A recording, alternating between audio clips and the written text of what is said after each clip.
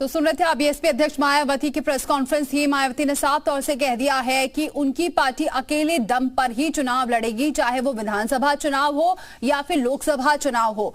जो एनडीए है उन पर भी निशाना साधा, जो विपक्षी दलों का महागठबंधन हुआ है उस पर भी निशाना साधते हुए नजर आई है और साफ तौर से कह दिया है कि जमीनी हकीकत से ये दोनों ही जो गठबंधन है ये दूर है, लेकिन बीएसपी पूरी कोशिश करेगी कि इस बार के जो चुनाव होंगे उस पर बेहतर प्रदर्शन करेगी और अपने दम पर चुनाव लड़ेगी। विशाल हमारे साथ जुड़ चुके हैं इस खबर पर। विशाल, साफ तौर से बीएसपी अध्यक्ष मायावती ने कह दिया है कि बीएसपी अकेले दम पर चुनाव लड़ेगी, वो किसी भी गठबंधन के साथ शामिल नहीं होगी, और चाहे वो विधानसभा चुनाव हो या फिर लोकसभा चुनाव हो। देखिए, लगातार बसपा सुप्रीमो मायावती जो हैं वो इस बात को लेकर अपनी बात कहती आई हैं कि वो अकेले ही चुनाव में जाएंगी और उन्होंने अपनी हर बैठक में इस बात का बिल्कुल जिक्र कर दिया है कि वो किसी भी गठबंधन का हिस्सा नहीं बनेंगी। वो उत्तर प्रदेश या अलग अलग राज्यों में जो है वो लोकसभा चुनाव को लेकर अकेले ही चुनाव लड़ेंगी। हालांकि ज़रूर वो एक दो राज्यों में उनके साथ गठबंधन का है, लेकिन उत्तर प्रदेश में फिलहाल बसपा जो है वो अकेले ही चुनाव लड़ने की तैयारी कर चुकी है। इसको लेकर बसपा सुप्रीमो ने पिछली बैठक में भी सीधे तौर पर अपने जो पार्टी के पदाधिकारी हैं उनको संकेत दे दिए हैं कि वो उत्तर प्रदेश में किसी से गठबंधन नहीं करेंगे। उत्तर प्रदेश की 80 लोकसभा सीटों पर प्रत्याशी उतारे जाएंगे और फिलहाल आज भी चूंकि कल जिस रात से जो है विपक्ष की बैठक हुई थी, उसके बाद एनडीए की बैठक हुई थी, तो उसको लेकर भी उन्होंने सीधे तौर पर जो है सवाल खड़े किए हैं और उन्होंने स्पष्ट कहा है कि उत्तर प्रदेश में बीएसपी जो है वो 80 लोकसभा सीटों पर चुनाव लड़ेंगी। हालांकि अगर हम बात करें तो मध्य प्रदेश हो या उत्तराखंड हो, इसके साथ साथ पंजाब हो, तमाम जगहों पर जरूर जो है बसपा गठबंधन करती रही है अपने सहयोगी दलों के साथ, तो हो सकता है कि वहाँ पर उनका गठबंधन रहे, लेकिन उत्तर प्रदेश में फिलहाल जो है गठबंधन नहीं रहेगा। गठबंधन के अलावा जो बसपा जो है वो सीधे तौर पर उत्तर प्रदेश में चुनाव लड़ती हुई नजर आएगी। जी बिल्कुल, लेकिन विशाल ये भी बात साफ है कि यहाँ मायावती सेफ गेम भी खेलते हुए हमेशा नजर आती हैं, और इस बार क्या लगता है बसपा इतनी मजबूत है कि अकेले दम पर चुनाव लड़ पाएगी?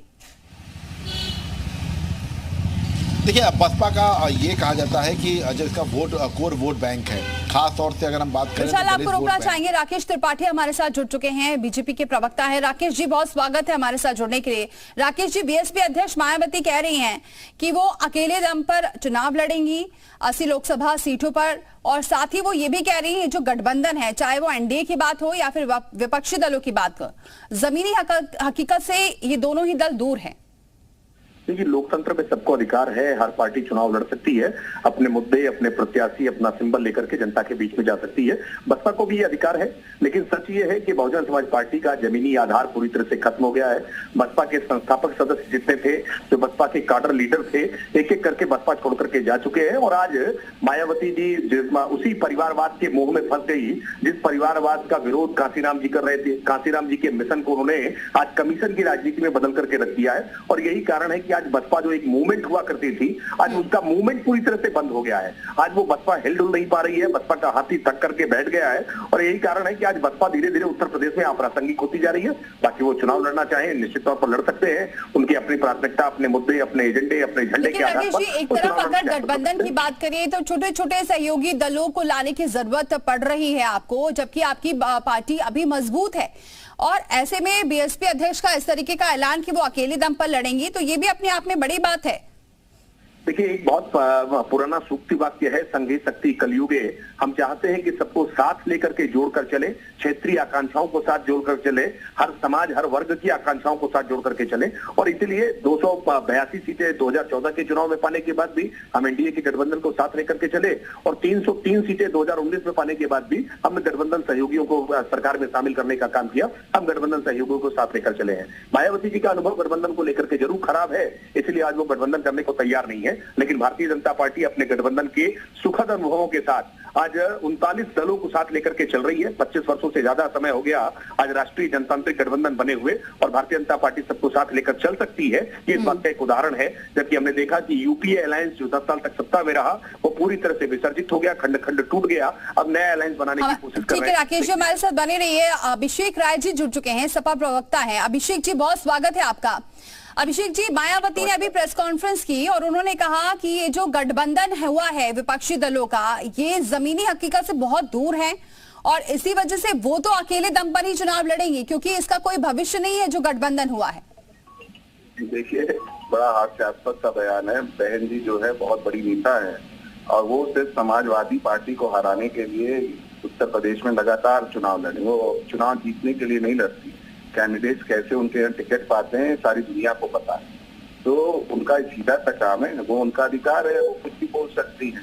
रही बात जनता के मुद्दों की बात, आप देख लो उनके पास एक विधायक है इस समय और हम क्या कहते हैं प्रमुख विपक्षी दल है उत्तर प्रदेश का। तो बहन जी की बातों को हम इस तरीके से नहीं लेते। बहन जी बहुत सीनियर लीडर हैं, उनके ऊपर मैं कोई कमेंट नहीं करना चाहूंगा, लेकिन हाँ, समाजवादी पार्टी जनता के मुद्दों को उठाती रहेगी और उसके लिए जो इंडिया का अपना ये गठबंधन हुआ है उसके साथ समाजवादी पार्टी है। लेकिन डॉक्टर अभिषेक वो ये भी कह रही हैं कि इसका कोई भविष्य नहीं है, बिना मुद्दों के ये जमीन पर उतर रहे हैं और सबसे बड़ी बात ये है कि जो बाकी दलों को लेने की कोशिश कर रहे हैं इससे साफ नजर आ रहा है कि इनके पास कोई मुद्दा नहीं है। इस तरीके की बातें करते हुए नजर आई हैं। देखिए, हमारे पास बहुत सारे मुद्दे हैं। जमीन पे बहन जी नहीं निकलती हैं। बहन जी अपने ऐसे ट्विटर का गेम खेलती हैं, प्रेस कॉन्फ्रेंस करती हैं। हम तो जमीन पे चल रहे हैं ना। सबको पता है कि महंगाई के खिलाफ ज्ञापन दे रहा है, बेरोजगारी के कौन विधानसभा में चिल्ला रहा है। तो और नए मुद्दे हैं उत्तर प्रदेश से, चाहे कोई भ्रष्टाचार हो, PWD डिपार्टमेंट में हुआ, सिंचाई विभाग में हुआ, तो सब के खिलाफ समाजवादी पार्टी सड़क से लेके विधानसभा तक मजबूती से खड़ी है। जनता के मुद्दे लगातार उठाए जा रहे हैं और हम जनता के बीच में रह रहे हैं और हम अपने संगठन को दुरुस्त कर रहे हैं। अगर पिछली बार हम 77 सीटें 22 के विगत चुनाव में बहुत कम मार्जिन, 2500 के कम मार्जिन से हारे हैं, तो अगर आपसे 3% का वोट स्विंग होता तो आज उत्तर प्रदेश में समाजवादी सरकार जी। तो ये क्लियर बात है कि भारतीय जनता पार्टी को अगर कोई उत्तर प्रदेश में टक्कर दे सकता है तो उससे समाजवादी पार्टी है और उसके अलायंस के पार्टनर। राकेश जी, मायावती ये भी कहती हुई नजर आ रही है कि कुछ विधानसभा चुनाव में हो सकता है वो गठबंधन में आ जाए। देखिए, विधानसभा के चुनाव में गठबंधन किससे करना चाहिए उनकी स्वतंत्रता है, लेकिन फिलहाल ये बात स्पष्ट है कि विपक्षी दलों में अभी भी एकता नहीं हो पा रही है। ये प्रयास जरूर किया जा रहा है कि विपक्षी दल एकजुट दिखाई पड़े, लेकिन उसमें BSP साथ नहीं है, उसमें BRS साथ में नहीं है, उसमें JDS साथ में नहीं है, देश के कई महत्वपूर्ण दल उसमें साथ नहीं है और जो साथ में है वो भी प्रेस कॉन्फ्रेंस तक साथ रुकते नहीं है। हमने कल देखा कि किस तरह से जो बैठक उन्होंने की, उस बैठक से अखिलेश यादव जी स्वयं प्रेस कॉन्फ्रेंस से पहले ही निकल करके बाहर चले आए, नीतीश कुमार जी निकल करके चले आए, लालू प्रसाद यादव जी चले आए। तो ये पूरा गठबंधन बेमेल गठबंधन है, बेमेल गठबंधन चल नहीं पाएगा। राष्ट्रीय जनतांत्रिक गठबंधन अपने गठबंधन के साथ मजबूत है और मायावती जी के साथ न होने से निश्चित तौर पर इन विपक्षी दलों को पीड़ा जरूर हो रही होगी कि मायावती जी एक बड़ा चेहरा है, बड़ा फेस है, आखिरकार वो इनके गठबंधन के साथ क्यों नहीं जा रही है, ये बात जरूर इनको साल रही होगी। ठीक है, बहुत शुक्रिया राकेश जी, बहुत शुक्रिया डॉक्टर अभिषेक जी हमारे साथ जुड़ने के लिए।